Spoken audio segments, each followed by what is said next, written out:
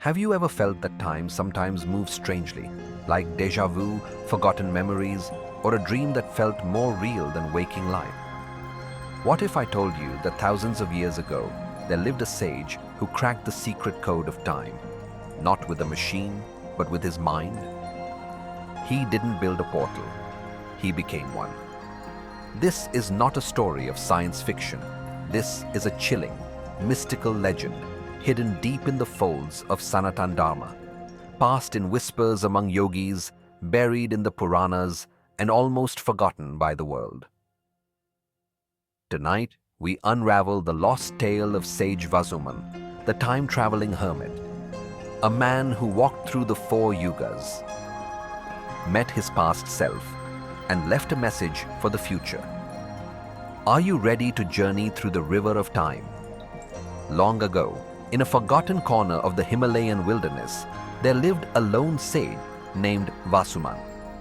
In a secluded hermitage of mossy stones and ancient cedars, he devoted himself to tapasya, deep meditation and austere penance. As old texts say, such strict discipline can yield extraordinary insight.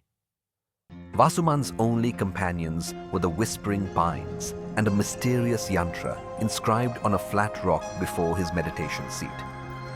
A yantra is a sacred geometric diagram used in Indian spiritual practice.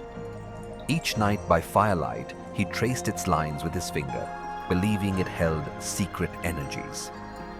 Over many years, Vasuman's mind grew calm and powerful.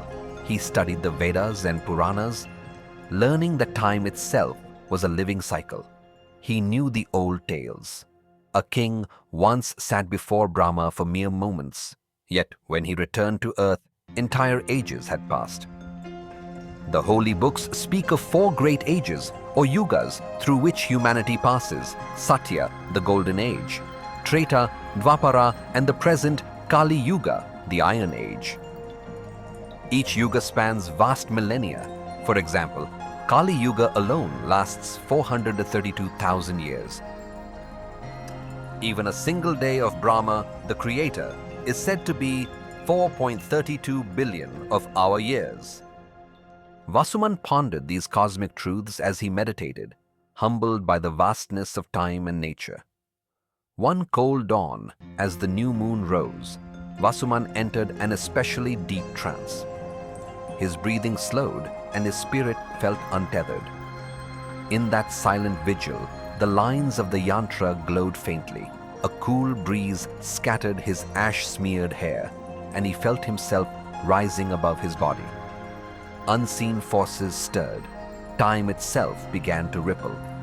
Suddenly, Vasuman's mind was swept away on a flood of light. He saw a great banyan tree floating on cosmic waters, its roots cradling a newborn child in a lotus leaf. Around him, the world dissolved in a deluge. This was no ordinary vision. It was exactly as the Puranas describe when the sage Markandeya saw the pralaya, cosmic dissolution. Like Markandeya, Vasuman felt himself becoming the infant Vishnu on the leaf, experiencing the whole universe and the flow of ages from that baby's perspective. For a timeless moment, he beheld one birth and death of the world, then another. Stars spun out and collapsed. Mountains soared and crumbled. He saw that all things were transient. Each cycle of creation and destruction was like breathing, an endless sleep and awakening. When the vision faded, Vasuman found himself lying on cool grass under a sky of unfamiliar constellations. He was no longer in his cave. Tentatively rising, he saw distant fires and heard faint chanting. Gathering his robe, he walked toward a cluster of oak trees where a small group had gathered. It was twilight on another day, or perhaps many days hence, and Vasuman realized he had traveled far beyond his own era. Before him stood a band of travelers around a fire. At their head was a young guru with kind eyes and flaming orange robes. He looked at Vasuman curiously. The words on his tongue were of solace. "You must be one who walks beyond time," he said. Vasuman did not answer, for he recognized the man's face. It was his own face from long ago, before the lines of age had come. Was this a memory, a mirage? He stepped forward cautiously. "Friend," he addressed his youthful self, "tell me, why have you journeyed so far alone?"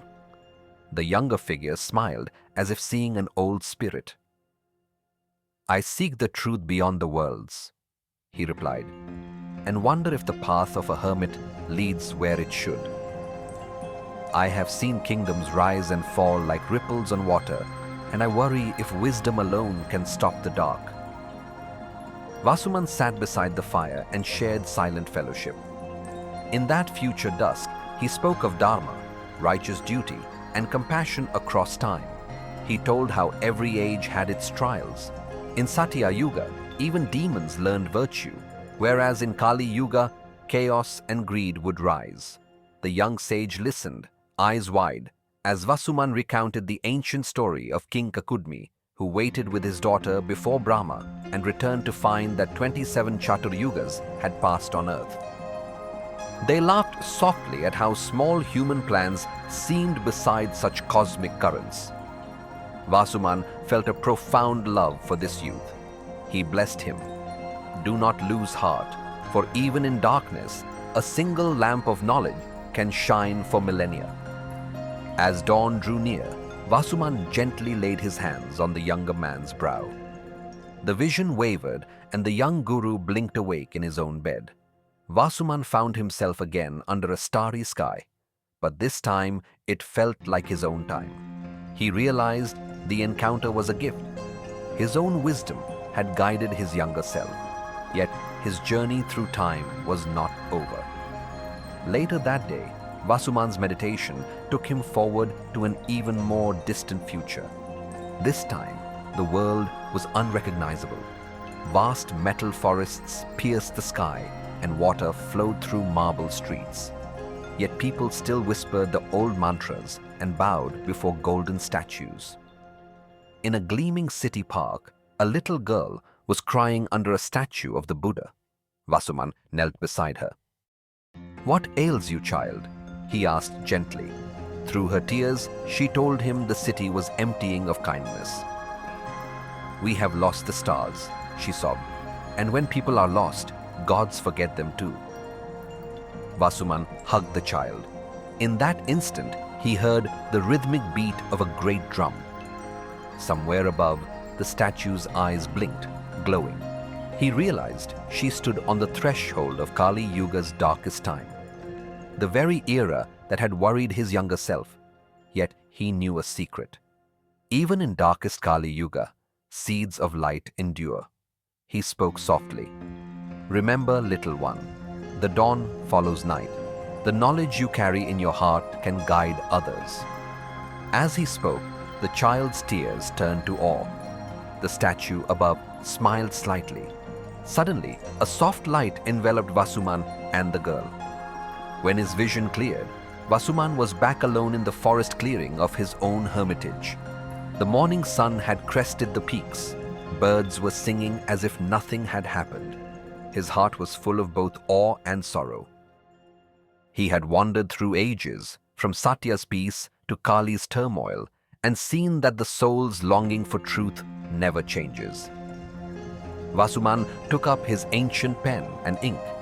He wrote a short passage on a palm leaf. "Time is but a river of soundless waters.